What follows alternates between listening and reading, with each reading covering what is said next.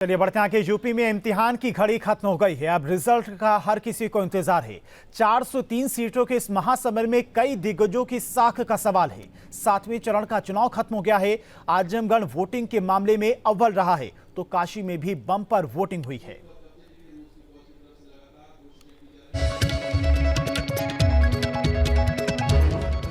उत्तर प्रदेश में आखिरी चरण की वोटिंग खत्म हो गई है।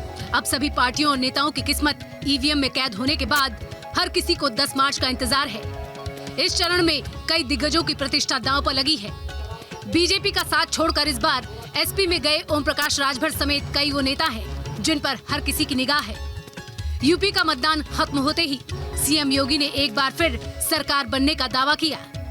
कुल 74,988 मतदाताओं को पोस्टल बैलेट निर्गत किया गया था, जिसमें से 62,750 मतदाताओं द्वारा पोस्टल बैलेट कास्ट किया गया। 7वें चरण के निर्वाचन में कुल 54 विधानसभा क्षेत्रों में 613 प्रत्याशी मैदान में हैं, जिनमें से 75 महिला प्रत्याशी भी हैं। चुनाव पूरी तरीके शांतिपूर्ण तरीके से संपन्न कराया गया एवं किसी अप्रिय घटना की कोई सूचना नहीं प्राप्त हुई। यूपी विधानसभा चुनाव 2022 के 7वें चरण में 9 जिलों की 54 सीटों पर कुल 613 प्रत्याशी चुनावी मैदान में थे। इनके भाग्य का फैसला 2 करोड़ 6 लाख मतदाताओं ने कर दिया है।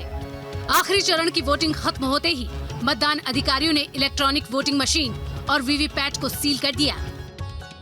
देश के सबसे बड़े राज्य में 7 चरणों में शांतिपूर्ण तरीके से मतदान होने पर मैं पूरे प्रदेश वासियों को हृदय से बधाई देता हूं। अब 10 तारीख की सुबह किस सियासी दिग्गज के लिए नई किरण लेकर आती है और किसकी ओझल करती है, ये देखना होगा। Team news state. और 7वें चरण के मतदान खत्म होने के साथ ही यूपी विधानसभा चुनाव के सभी चरण खत्म हो गए हैं। वहीं एसपी अध्यक्ष अखिलेश यादव ने ट्वीट कर सभी मतदाताओं का आभार जताया। उन्होंने लिखा कि 7वें और निर्णायक चरण में सपा गठबंधन को जीत को बहुमत से बहुत आगे ले जाने के लिए सभी मतदाताओं और विशेषकर युवाओं का बहुत बहुत आभार। हम सरकार बना रहे हैं। यूपी के चुनाव खत्म होने के साथ ही प्रदेश के भविष्य को बताने वाले एग्जिट पोल सामने आ गए हैं और सामने आए हर एग्जिट पोल में बीजेपी पूरे बहुमत के साथ में वापसी कर रही है। बीजेपी के इस बम्पर वापसी क्या इशारा कर रही है, इस रिपोर्ट में देखिए और समझिए।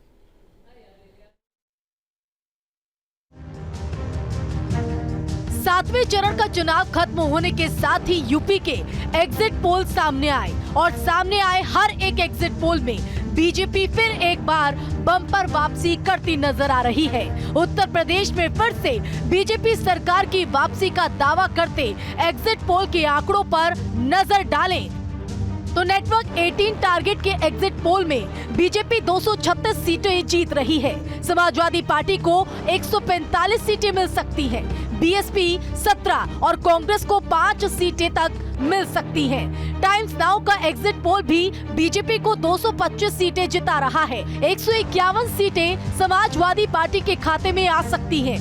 बीएसपी 14 और कांग्रेस 9 सीटें तक जीत सकती है। वहीं न्यूज एक्स पोस्टर का एग्जिट पोल भी बीजेपी को 223 सीटें दिलाकर बहुमत में आता दिखला रहा है। 153 सीटें समाजवादी पार्टी को मिल सकती हैं।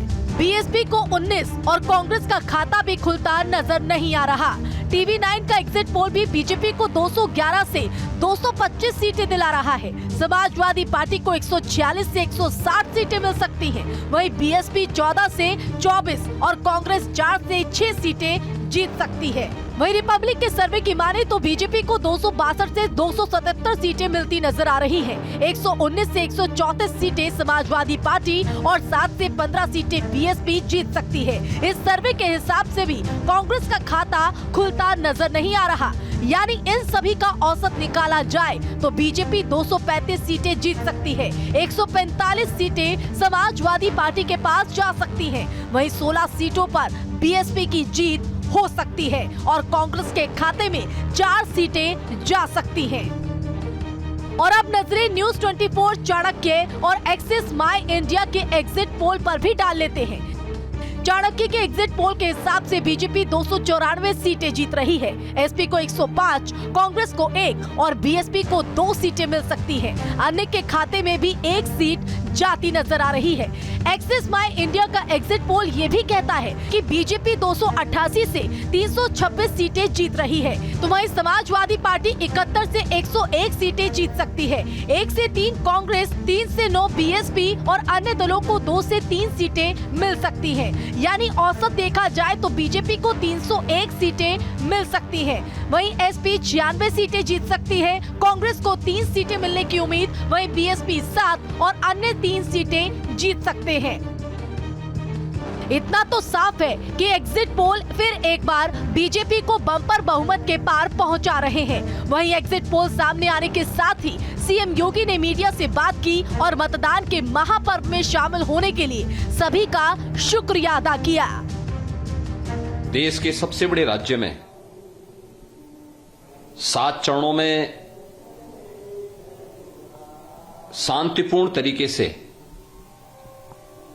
मतदान होने पर मैं पूरे प्रदेश वासियों को हृदय से बधाई देता हूं। जिस उत्साह के साथ सम्मानित मतदाता भाइयों बहनों ने इस पूरी चुनाव प्रक्रिया में भाग लिया, वो अत्यंत अभिनंदनीय है।